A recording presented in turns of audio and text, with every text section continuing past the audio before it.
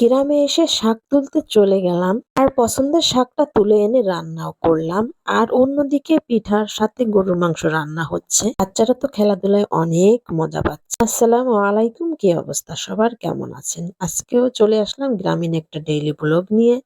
গ্রামের ব্লগটি শেয়ার করা হয়নি, অনেকগুলোই জমে আছে, এডিট করার জন্য অ্যাক্টিভ থাকতে পারছি না এবং আপলোডও করতে পারছি না। অনেকদিন পর ভিডিও আপলোড করছি। যাই হোক, এই তো বাবার বাড়িতে এসে শাকসবজি খুঁজি, কারণ আমার শাকসবজি তো অনেক পছন্দের। আর এর মধ্যে তেলাকুচু শাক ঢাকা শহরে ছাদ বাগানে এগুলো লাগানোর চেষ্টা করি, কিনেও সবসময় খাই।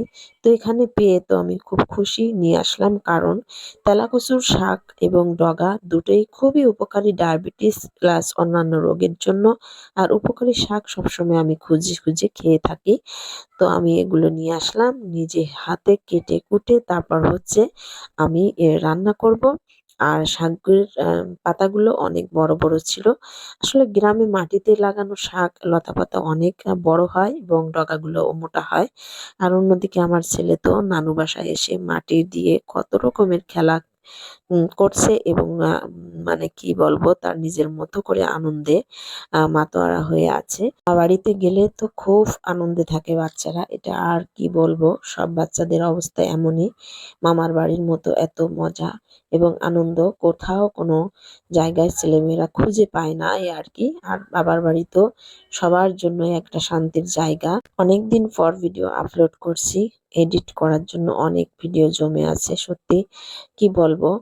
আর কবে যে এই ভিডিও এডিট করা শেষ হবে জানি না, তো একটু একটু করে মাঝে মধ্যে এভাবে আপলোড করে ছাড়ছি।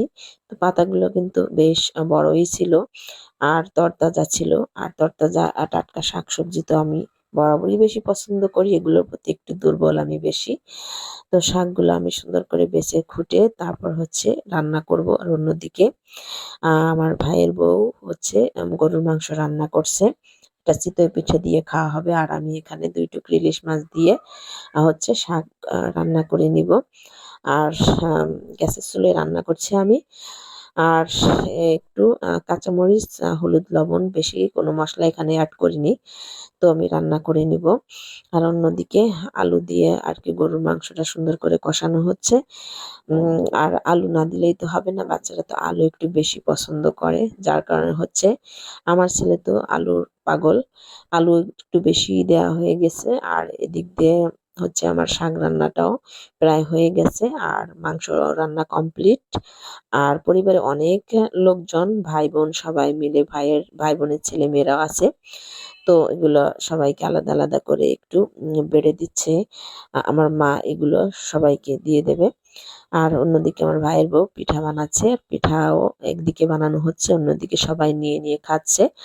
আর কেউ এমনিতে খাচ্ছে, আবার কেউ গরুর মাংসের ঝোল দিয়েও খেয়ে নেবে। খাওয়ার জন্য সবাই আলাদা আলাদা করে নিচ্ছে। আর এদিকে আমি একটা গরম গরম পিঠাও খেয়ে নিলাম। ভিডিওটা এখানেই শেষ করে নিচ্ছি, ভালো থাকবেন, আল্লাহ হাফেজ।